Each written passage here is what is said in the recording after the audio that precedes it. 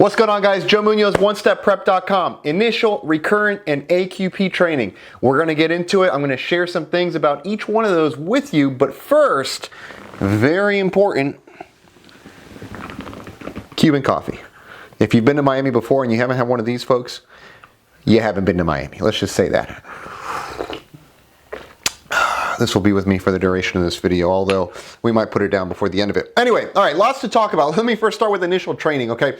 With initial training, it's usually accompanied by a full-blown 5 to 6 days worth of systems, 6 full motion sim sessions, and actually before that, we have 4 what's referred to as systems integration training, which is usually done in a paper trainer, cockpit procedures trainer, CPT is commonly referred to, or maybe in a touchscreen trainer. Basically, it could be even a fixed base sim, just any device that's not full motion but replicates the cockpit. You usually have about 16 hours at least in there, followed by 6 full motion sim sessions and a line-oriented flight training or the loft, and then finally the Checkride. The Checkride is going to be comprised of various things that always need to be examined, starting with a pushback sequence from the gate. That's the preliminary cockpit setup, the captain and the FO pre-flight, the pushback sequence. In the pushback sequence, we always have a non-normal start, usually a hot or a hung start, something to that effect, followed by rectifying of that situation. We continue on with the normal taxi, normal takeoff. We get into the airwork, steep turn stalls, and usual attitudes, flying in for a normal approach, typically an ILS,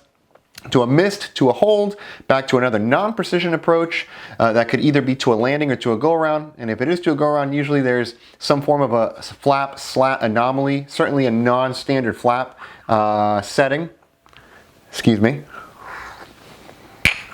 And we'll come back and do a landing with the non-normal flap setting. This is on any new type rating acquisition from a 737 to a 747, A320, A340, A380, whatever. You're going to need to do these items. Now, we reposition. Typically, we do a rejected takeoff at this point. Reposition again. We do a V1 cut, which is typically a flame out, so that we can do the engine relight in flight. An engine relight in flight is required on an initial issuance of a type rating. We'll have something that causes you to shut that engine down again after you relight it successfully. It could be either a severe damage or usually a fire, and then we'll give you vectors for a single engine ILS approach to what would usually result to a missed approach, followed by a single engine ILS hand flown from the final approach fix inbound to a landing, followed by usually an evacuation. That is your type rating in a nutshell. Typically it takes certainly no less than about 2 hours, usually between 2 and 3 hours is what we're looking at to get fully typed. This is any new type rating, remember that. Now, on recurrent, and then in a minute I'm going to touch on AQP. I know a lot of you want to hear about AQP stuff, so I'm going to talk about advanced qualification program training in just a second. With recurrent training, typically it's a day of ground school and then followed by a warm-up sim, and then the PC check or the proficiency check, which is an abbreviated version of the Checkride. Several things that we do not have to see there, one of which is the abnormal start. We don't have to see an engine relight. We don't have to see a single engine go-around. No abnormal slat flap required. So several things that we do on recurrent that are not required, or I should say several things that we do on initial that are not required on the recurrent. And now we get to AQP. Let's talk about AQP for a second, Advanced Qualification Program Training. This, folks, is typically seen not in 142 training centers, but in 121 airline operations. In a 121 airline environment, it's not uncommon, particularly for these carriers that are a little bit more developed with larger fleet, larger pilot group, to see what's referred to as AQP. AQP, in its most simplistic form, is what would parallel a loft. For those of you that have never done AQP training in the past and perhaps you're wondering what it's like, it's basically a loft. Now remember, a loft is line-oriented flight training, a point from A to B flight, with a couple things maybe here and there, but usually we're not doing V1 cuts. Not to say, however, that you're not going to do a V1 cut, but that's going to come in a later section or in a different section of the AQP training. Good stuff. Cheers. All right. So AQP training is broken down into several sections. Okay. First, it starts with the knowledge validation. Knowledge validation, and this is typically done in the briefing environment. You show up to your first year ground school. Let's back all the way up, Joe. Okay, I'm getting ahead of myself because I have a lot to share with you. Obviously, I just had some Cuban coffee, and well, I'm always kind of energetic as you well know. But I want to share it with you in detail here. We start with ground school.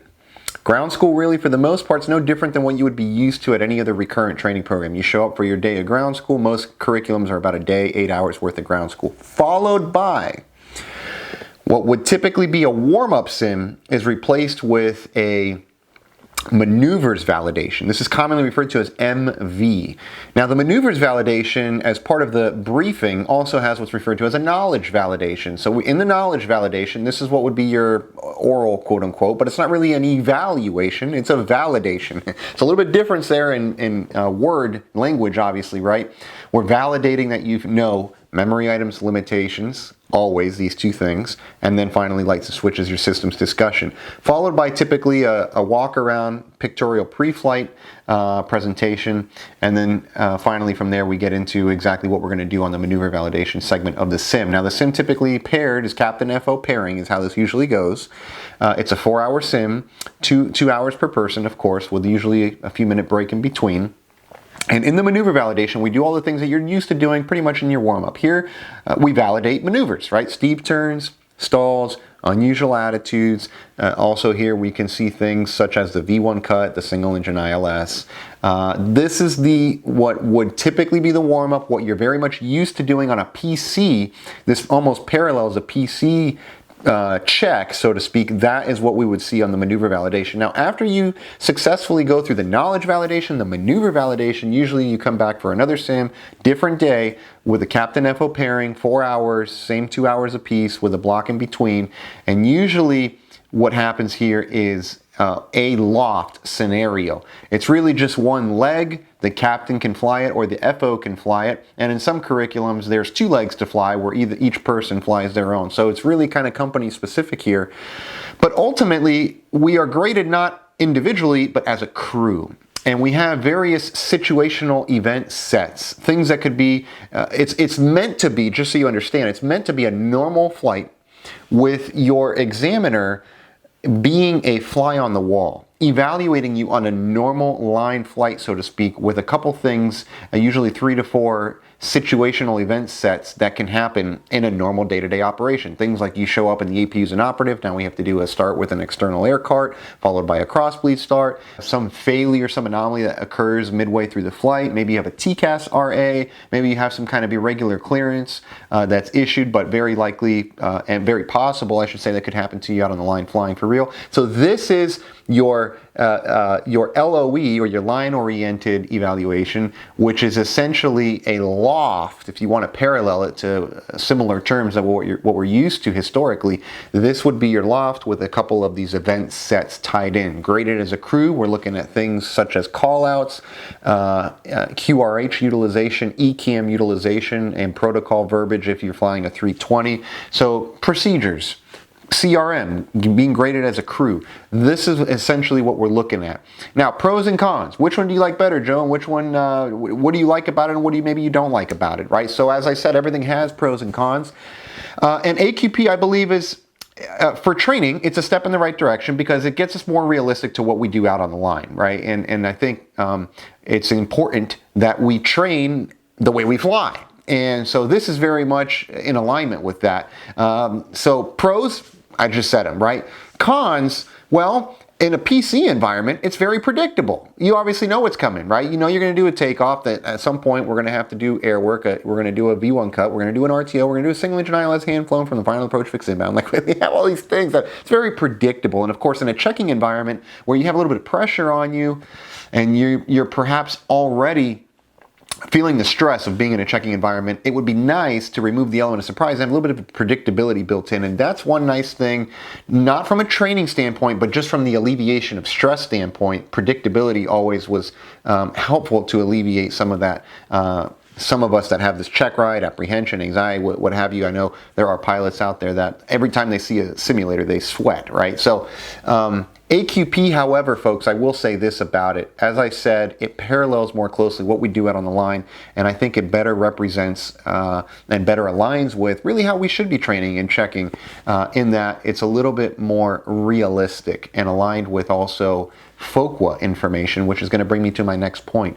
Typically, once we complete our LOE scenario, okay, meaning basically our loft scenario, we can also encompass some FOQA data if you fly at a carrier that has flight ops quality assurance programs, which is nothing more than your flights are tracked, the data is tracked, and we look at things such as unstable approaches. It's basically below 1,000 feet. Maybe we're not sinking more than 1,000 feet per minute. We're centered on the localizer, centered on the glide slope. Rate of rotation is not excessive. Landing flare is not excessive. Those kinds of things. This FOQA data can be brought into sims and into the training environment, which is great because it takes real-world data that has been compiled and it brings it into the training environment where we can begin to improve our margins of safety by actually capitalizing on the data that we've gained out on the line actively flying. And in the AQP environment, it's great because we actually have an opportunity, particularly usually on our second day, to do what is commonly referred to as spot training. And spot training is that. It is training. It's really not a checking event. It's a training event whereby we take the FOQA data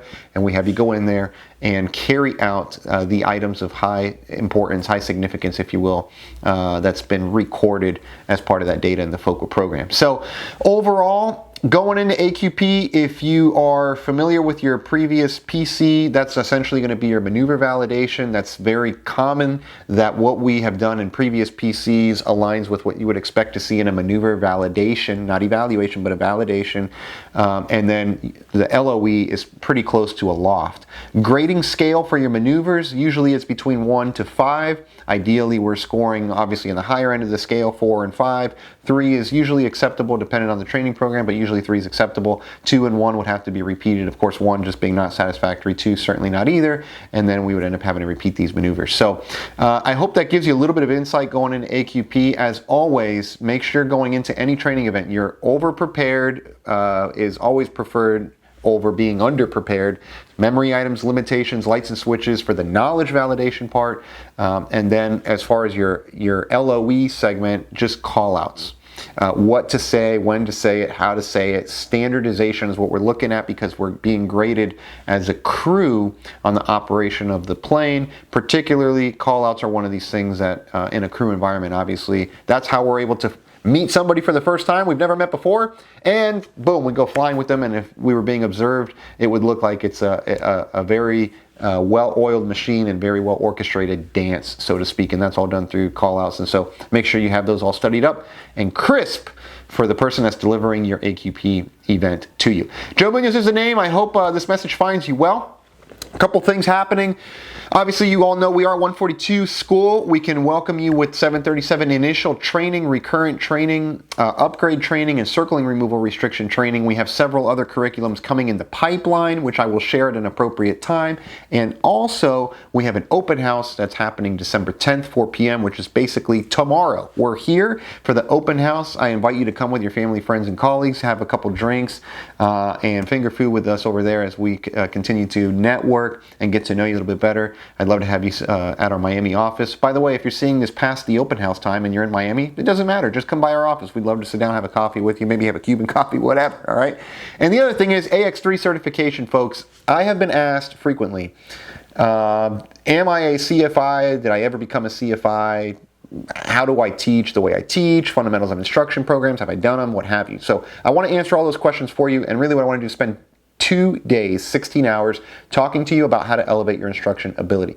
This program is for the serious instructors only. If you're not serious about instruction, this program's not for you. Really, it's just as simple as that. But if you are an instructor or you want to be an instructor, you like the way we teach here at One Step Prep, and you want to model that and deliver that same thing to your classroom, I very, very highly recommend go to ax3certification.com/enroll. Our next class is January 3rd and 4th, and I hope to see you there. All right, Joe Munoz is the name.